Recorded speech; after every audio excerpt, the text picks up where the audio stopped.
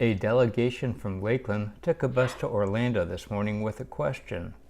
As Lakeland grapples with the future of South Florida Avenue in Dixieland, what can we learn from Orlando?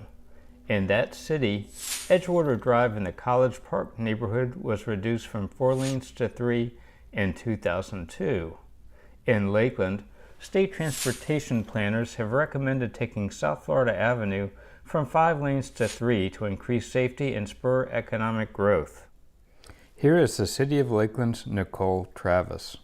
The purpose for today's trip is really to take the influencers, our city commissioners, and commission candidates all over to Edgewater Drive, where they have done a road diet before and have 20 years of historical data on how did it work, if it didn't work, what was the crash data.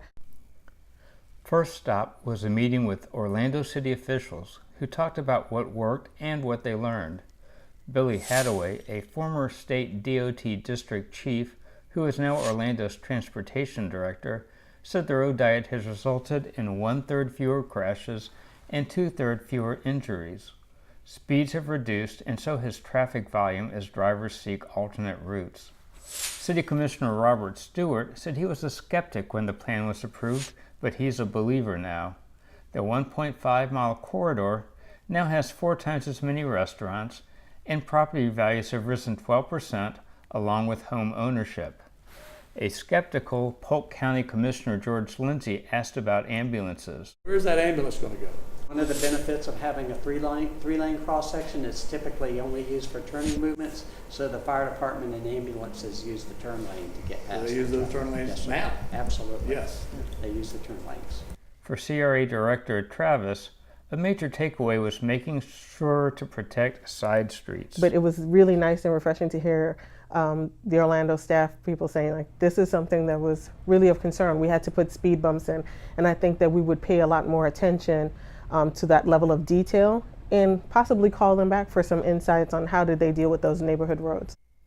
In the afternoon, the local delegation got a chance to walk a stretch of Edgewater. Lakeland City Commissioner Tiger Reed said the trip made him less skeptical about the project and that safety will be his biggest concern when the commission votes on the issue. The CRA's Travis reflected on a statement by Orlando Commissioner Stewart that he's more swayed by the people who live and work in College Park than the people who pass through on their way from downtown to Apopka. Do you want to be a city that people drive through? Or do you want to be a destination? Do you want to be an area where people come to the area? I think those were 2 very important points, and I think that we're at a position where we have to ask ourselves those questions. For Lakeland Now, I'm Barry Friedman.